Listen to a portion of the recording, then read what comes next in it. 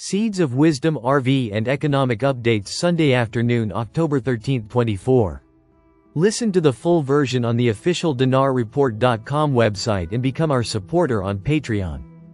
Good afternoon. Dinar recaps. Ripple news. Can the SEC stop XRP ETFs? Ripple's chief legal officer, Stuart Alderoty, announced on X that the company has filed a cross-appeal in its legal case against the U.S. Securities and Exchange Commission, SEC. This action follows the SEC's appeal last week to the U.S. Court of Appeals, which seeks to overturn parts of District Judge Annalisa Torres' ruling related to XRP.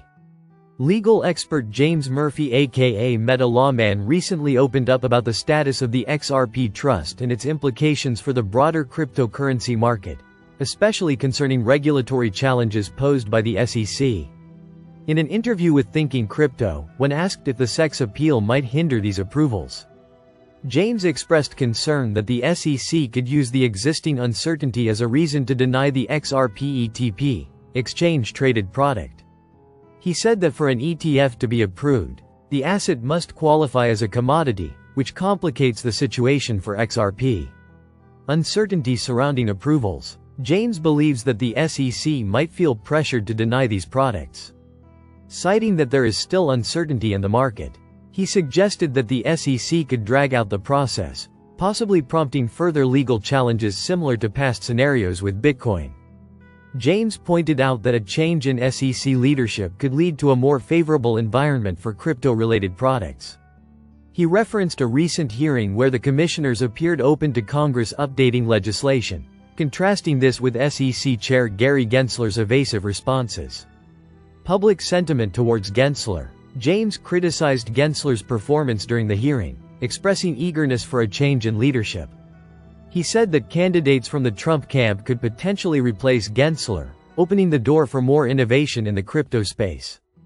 Fair notice and regulatory clarity.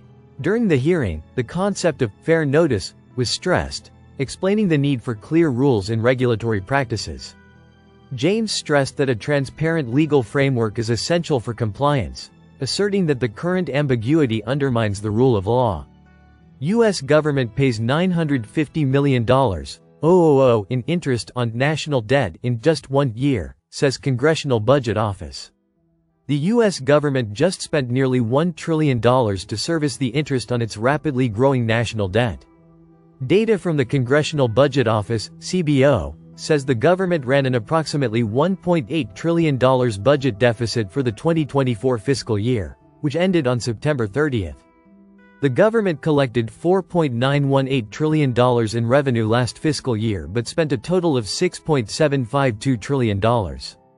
All in all, outlays for interest on public debt were the second largest U.S. government expense last fiscal year, just behind the estimated $1.448 trillion allocated to Social Security benefits. News of the U.S. government's large budget deficit for the last fiscal year comes as the country's national debt balloons to $35.693 trillion. Adam Kabasi, founder and editor-in-chief of the Kabasi Letter, says the nation's public debt is significantly outpacing economic growth.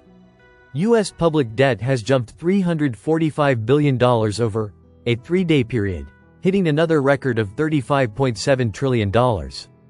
Since June 2023, federal debt has surged by a massive $4 trillion, or 14%. Over the same time period, U.S. GDP is up just $1.5 trillion, or approximately 6%. In other words, the national debt has outpaced the economic growth by 2.7 times over the last 16 months. Outside of the pandemic crisis, U.S. federal debt has never grown so rapidly. National Bank of Bahrain launches Bitcoin-linked structured product. The National Bank of Bahrain, NBB, unveiled the Gulf's first Bitcoin-linked structured product developed in partnership with crypto firm ARP Digital. The investment is only available to accredited investors. Structured products invariably include derivatives and are often customized for investors. The Bitcoin-linked structured product will allow some returns from a crypto price rise, but the amount is capped. However, the product claims to offer 100% downside protection. We are proud to introduce this bespoke structured investment, which blends the appeal of digital asset exposure with the security of capital protection, said Hisham Al-Kurdi, Group Chief Executive, Markets and Client Solutions at NBB. This product underscores our focus on offering our wealth management clients innovative and secure avenues to diversify their portfolios. 100% Bitcoin downside protection? If the 100% downside protection sounds too good to be true, it's probably not. A collar is a classic option strategy.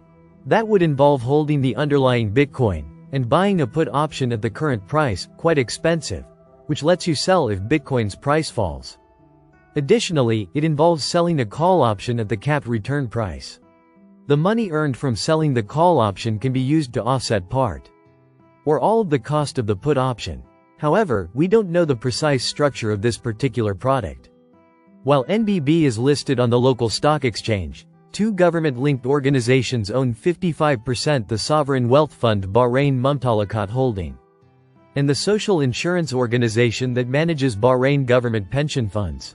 ARP Digital was founded by a Goldman Sachs veteran. Listen to the full version on the official dinarreport.com website and become our supporter on Patreon. Source: Dinar Recaps.